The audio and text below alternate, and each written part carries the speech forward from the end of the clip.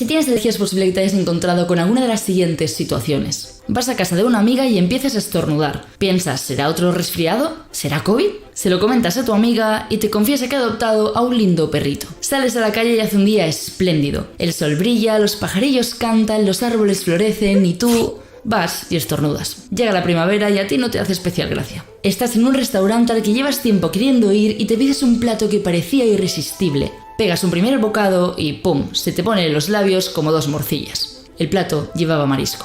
Existen muchos tipos de alergias estacionales, a los animales, a los fármacos, a los alimentos. Pero exactamente a qué son debidas, porque unas personas se vuelven alérgicas a una cosa y otras no. ¿Pueden curarse? Hoy en La Hiperactina hablamos de la alergia. Este vídeo está patrocinado por el proyecto Rebels for Change de EDPR. Toda la información sobre esta maravillosa campaña la encontraréis al final del vídeo.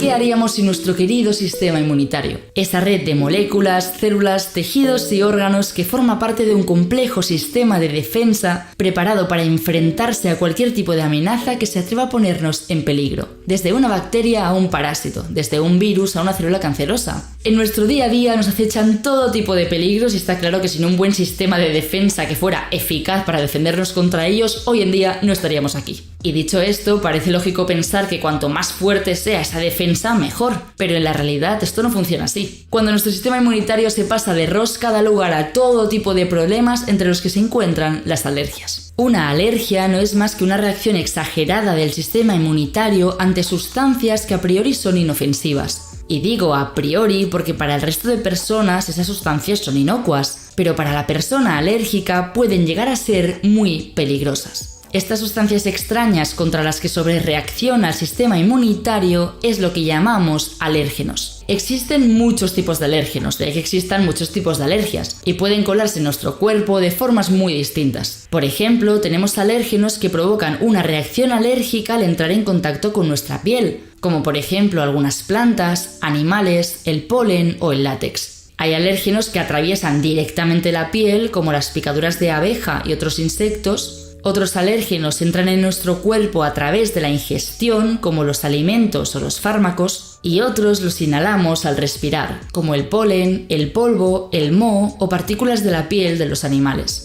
Sea cual sea el alérgeno o su forma de entrada, cuando el cuerpo detecta una de estas sustancias sospechosas, las células inmunitarias se activan y secretan rápidamente todo tipo de moléculas que producen los molestos y tan típicos síntomas de la alergia. Sin embargo, por muy alérgica que sea una persona a una cosa, la primera vez que esa persona entró en contacto con el alérgeno no tuvo ningún tipo de síntoma. ¿Cómo es posible? Acertijo biomédico. La primera vez que un alérgico al polen entró en contacto con una molécula de polen no tuvo ni tos, ni picores, ni ojos llorosos. Sin embargo, sin que se diera cuenta, dentro de su cuerpo se estaba fraguando un proceso inmunitario que le llevaría a odiar el resto de primaveras de su vida. Verás, cuando nuestro cuerpo se expone por primera vez al alérgeno, nuestro sistema inmunitario produce un tipo de anticuerpos llamados inmunoglobulinas E.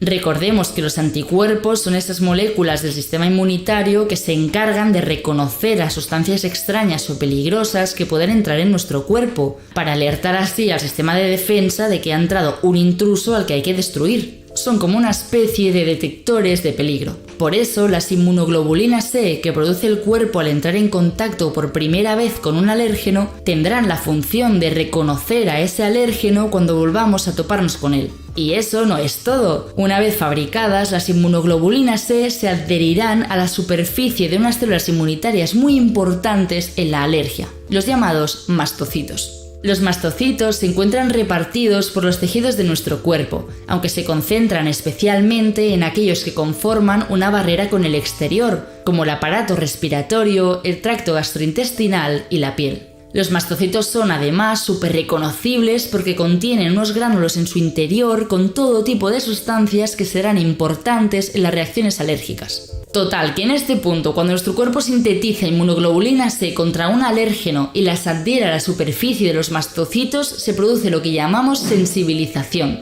En otras palabras, te acabas de volver sensible o alérgico a una sustancia. A partir de este momento, si vuelves a entrar en contacto con ese alérgeno, las inmunoglobulinas C lo reconocerán y activarán la desgranulación de los mastocitos. O sea, los mastocitos liberarán los gránulos que contenían en su interior y con ellos todo tipo de sustancias que provocarán los síntomas de la alergia. Y de todas estas moléculas que liberan los mastocitos, la molécula protagonista y que te tiene que sonar si eres alérgico es la histamina. La llamada histamina tiene distintos efectos en nuestro cuerpo. Entre otras cosas, aumenta la secreción nasal y salival, produce una dilatación de nuestros vasos sanguíneos, lo cual causa un enrojecimiento, aumenta la permeabilidad de los vasos sanguíneos, es decir, que salga agua y otras moléculas hacia afuera de los vasos, lo cual produce hinchazón en la zona, y además estimula los nervios sensitivos, causando el típico picor. Estos últimos tres síntomas, es decir, el enrojecimiento, hinchazón y picor, se manifiestan en la piel en forma de las típicas ronchas de urticaria.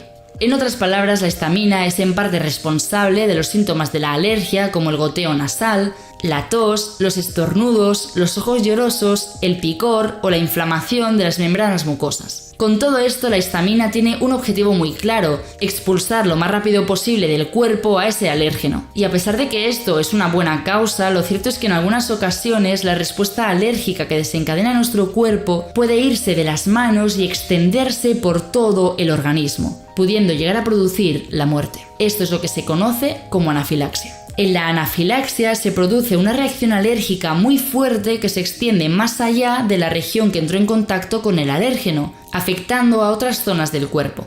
En las reacciones anafilácticas se libera de forma masiva histamina y otras sustancias que causan síntomas como picazón, hinchazón, dolor de estómago, náuseas, vómitos, confusión o somnolencia. Pero también síntomas potencialmente mortales como una constricción de las vías respiratorias, lo cual puede impedir la respiración, y una caída repentina de la presión arterial, lo cual es muy peligroso porque puede dar lugar a lo que se conoce como shock o choque. El shock se trata de una situación en la que no llega suficiente sangre y oxígeno a los tejidos del cuerpo, pudiendo dar lugar a la muerte si no se trata de forma rápida. Porque al final la anafilaxia ocurre de forma muy rápida, o sea, apenas unos minutos después de entrar en contacto con el alérgeno. Por eso es de vital importancia actuar lo más rápido posible y tratarla de forma urgente. Es por eso que las personas susceptibles a tener anafilaxia deben llevar siempre encima un dispositivo autoinyectable de adrenalina. La adrenalina actúa rápidamente, casi de forma instantánea, y lo hace aumentando la frecuencia cardíaca y la presión arterial, lo cual evita que la persona se maree y pierda la conciencia, y dilatando las vías respiratorias para permitir el flujo de aire y que la persona pueda volver a respirar correctamente.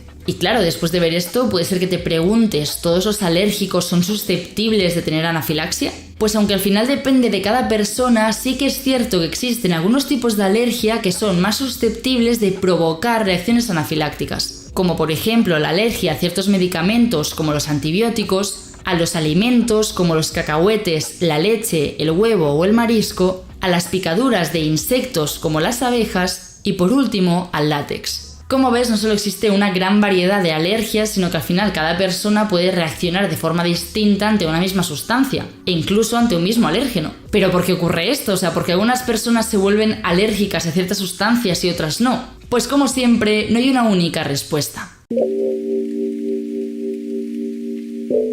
En el desarrollo de las alergias, como en tantas otras cosas, intervienen tanto factores genéticos como factores ambientales. Para empezar, la genética de cada persona es fundamental a la hora de desarrollar o no una alergia, ya que se sabe que existen genes de susceptibilidad que pueden hacerte más propenso a desarrollarla. Por no mencionar que los casos de alergia son comunes dentro de una misma familia, es decir, es más probable que tengas una alergia si tienes algún familiar cercano que también la tenga. Y además de la genética, algunos factores del entorno pueden aumentar el riesgo de desarrollar alergias. Por ejemplo, existe una teoría que seguramente hayas oído alguna vez, la que dice que haberse criado en un entorno excesivamente limpio y libre de gérmenes fomentaría la aparición de alergias más tarde en la vida y explicaría por qué a día de hoy tenemos más alergias que antes.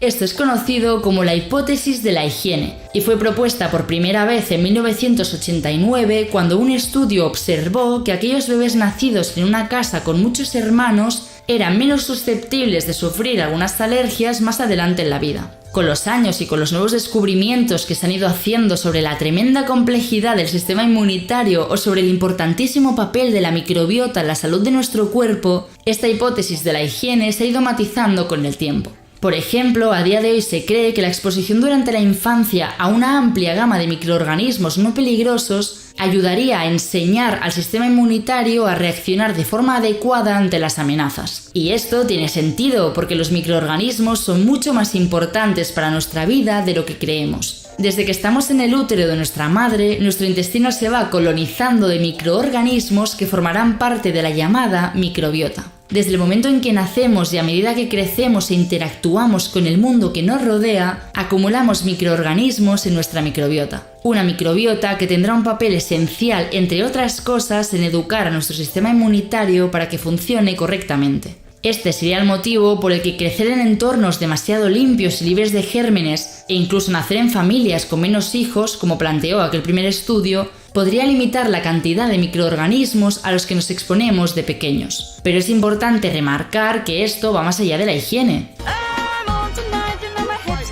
Nacer por cesárea y no por parto vaginal, lo cual te expone a menos microorganismos al nacer, o utilizar antibióticos en etapas tempranas también contribuye a un mayor riesgo de tener alergia. Por supuesto, esto no significa ni que no haya que hacer cesáreas ni que no haya que dar antibióticos a un niño si tiene una infección, pero ya me entendéis. Vale, y si hemos tenido la mala pata de desarrollar una alergia, si estamos condenados a sufrir en cada primavera o cada vez que pisamos un restaurante, ¿qué podemos hacer? ¿Hay formas de tratar las alergias?